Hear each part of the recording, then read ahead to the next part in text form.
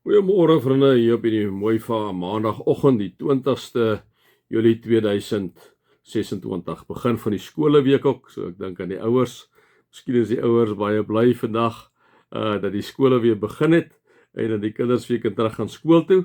So ek is ook bly vir julle, maar mag dit vir julle 'n mooi week wees wat voor lê. Kom ons raak net stil.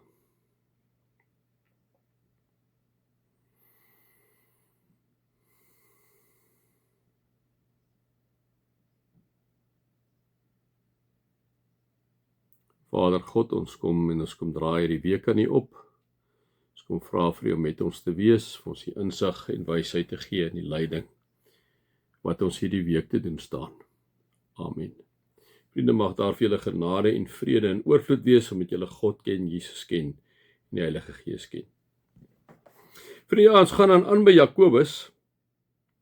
Ons het gister, of eintlik Saterdag, het ons 'n bietjie stil gestaan by versoeking. Ons het ek het so 'n bietjie versoeking en beproewing het ons so 'n bietjie by stil gestaan. Ek sou vir julle gedeel hoe ek dit goed sien. En nou gaan ons aan, vriende, hierso by vers 13. Nou vers 12 het ons gesê, gelukkig is die mens wat in versoeking standvastig bly. As hy die toets deurstaan het, sal hy die oorwinningsprys vir die lewe ontvang by die Here beloof het aan die wat hom liefhet. Nou die versoeking het ons gesê, liewe vriende, lê in die sin van dat die mense miskien kan teruggaan na die ou afgode toe, en as hulle die ou afgode toe afgaan, trek hulle eintlik 'n lyn deur Jesus, en as hulle 'n lyn deur Jesus trek, liewe vriende, wel, dan is hulle verlore, né? Daarom kom sê hy, gelukkig is die mens wat 'n versoeking standvastig bly. As hy die toets deurstaan het, sal hy as oorwinning die lewe ontvang wat die Here beloof het aan die wat hom liefhet. Ek het sommer gesê daar's so 'n bietjie aksentsverskil vir my tussen hierdie een en dan die volgende. Vers 13 sê hy, iemand wat in versoeking kom, moet nooit sê ek word deur God versoek nie. Want God kan nie verlei word nie en self verlei hy niemand nie. Liewe vriende, dit is vir my altyd baie belangrik wat ons vir mekaar moet sê, God kan niemand verlei nie. God kan niemand versoek nie. Onthou, ons praat van 'n algoeie God.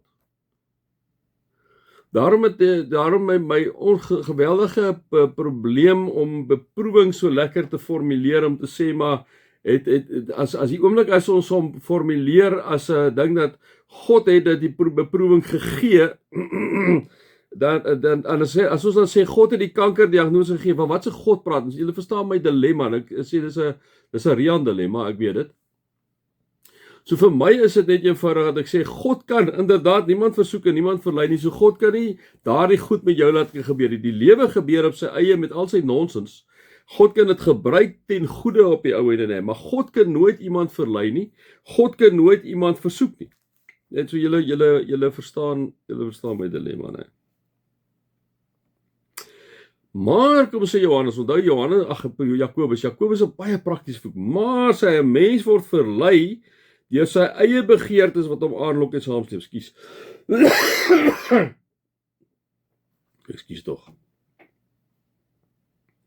Maar 'n mens word verlei deur sy eie begeertes wat hom aanlok en saamsleep. Nou vriende, ek dink ons jonger mense is miskien nog meer blootgestel aan hierdie goed.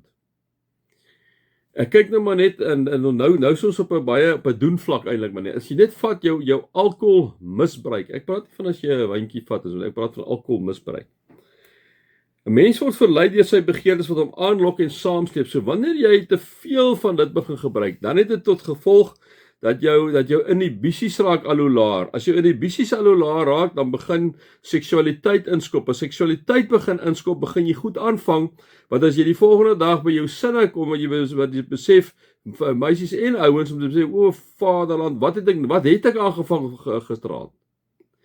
So, maar 'n mens word verlei deur sy eie begeertes wat hom aanlok en saamsleep. So wanneer ek en jy toegee, want ons doen dit mos te bewuslik, is mos nie asof jy daar sit en jy weet nie, jy drink te veel wyn nie, né? Die oomblik as jy dit doen, dan word jy saamgesleep. En nou is dit interessant wat hy sê, daar is vers 15. Daarna, as die begeertes bevrug geraak het, bring dit die sonde voort. En as die sonde ryp geword het, loop dit uit op die dood. Dieselfde as jy, liewe vriende, ietsie vat by 'n plek, of jy baie mense sê, jy vat dit, nee, jy steel dit, hè. Jy steel dit, nee, ek steel dit ek vat dit om dit weer terug te sit. En dan laat dit groter en groter en groter, En later, liewe vriende, vang hulle jou uit, en word jy aangekla vir bedrog, en as jy aangekla word vir bedrog, gaan jy tronk toe. Nou, so dit is 'n begeerte, liewe vriende, wat op die ou ende ryp geraak het. Jy het gesien, dit is maklik toeganklik, die geld. Jy begin om dit te vat, om met die regtig suiwere bedoelings om dit weer terug te sit. Jy kry dit in die regte omdat die geld so maklik toeganklik is, vat jy meer en meer en meer en meer, en totdat jy nie uit daai kolk kan uitkom nie, en dan is jy in jou duiwel, nee. Dis dieselfde wat gebeur in ons land. Nee. Ons sien dit in oorvloed in ons land. Jy word verlei, die mense word verlei deur hulle begeertes wat hulle aanlok en saamsleep. Ons hoor dit nou vir die Mklanga kommissie, nee. Ons het vir die Zondo kommissie gehoor. Ek hoop net daar gebeur meer as wat met die Zondo kommissie gebeur het. Maar dit is wat gebeur. Geld is maklik toeganklik. Jy is so maklik toeganklik om vir jou pelle uit te deel. So wat gebeur later? Jy het geen verder meer verantwoordelikheid of verantwoordbaarheid, die accountability nie. So omdat dit so maklik is, dan dink jy nee, wat dit is so maklik, dit kan nou aan mekaar gebeur, en al hoe meer en al hoe meer en al hoe meer begin jy in korrupsie ingaan, al hoe meer en al hoe meer steel jy en al hoe meer bedeel jy uit, want dit is so maklik. En dan die oomblik, liewe vriende, as jy op jou kom kry, is jy vasgedraai in 'n kolk van korrupsie en boewery. En dit loop eintlik op die ou ende uit op die dood. Ons sien dit letterlik uitspeel, uitloop op die dood. Die moordaanvalle wat die sluipmoorde wat daar is. Al die goed, en ek dink ons gaan dit nog baie meer in ons land sien as gevolg van hierdie verleiding en versoeking waaraan mense vol eenvoudig toegee, nee. En dit is hoekom ons vir mekaar moet kom sê, ons het 'n morele kompas nodig in die land. Vriende, ons almal. Dis hoekom die Bybel bly 'n morele kompas. As jy nie 'n kind is van die Here nie, ek praat nie van hierdie lou kinders van die Here nie, vriende. Hier's 'n klomp van hulle wat hier rondtoer. Ek moet net vir julle sê, dit is vir my eintlik verskriklik om dit te sien. Verskriklike klomp lou kinders van die Here. Nou, dit is baie sleg om te sê, maar die Here kom sê vir ons baie duidelik, ek dink is in Openbaring, as jy was jy maar warm, of was jy maar koud, maar nou is jy lou, spoeg ek jou uit my mond.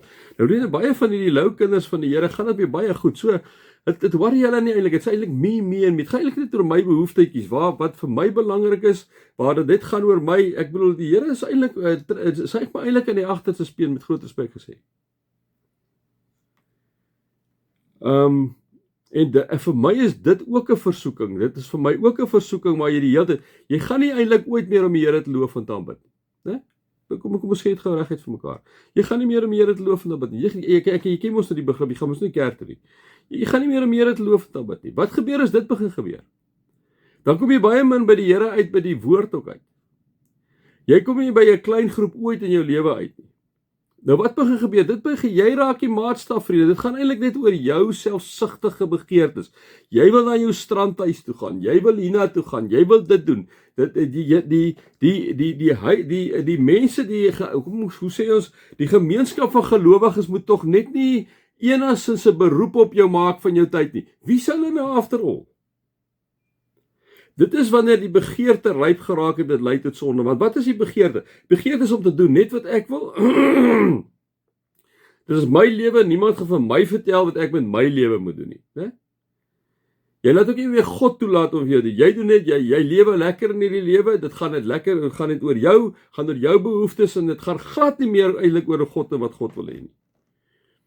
Dit is vir my net ook op daardie vlak, liewe vriende, dat ek en jy is verlei deur dit wat vir jou belangrik is, jy jou laat verlei daardeur, en jy skuif al God se goed op, wat se vlak dit is, of dit gemeentevlak is, of dit 'n persoonlike huisgodsdienstvlak is, of dit 'n persoonlike verhoudingsvlak is, al die goed steek jy een kant toe, moet tog net nie in die pad kom van my behoeftes nie, en wat ek graag wil doen nie.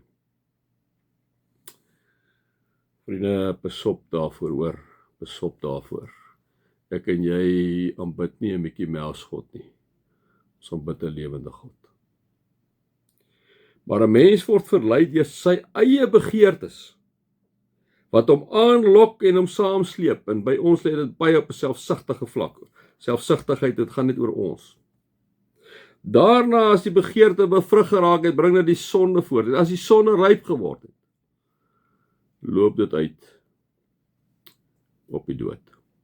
Sommige my 5 sê vandag.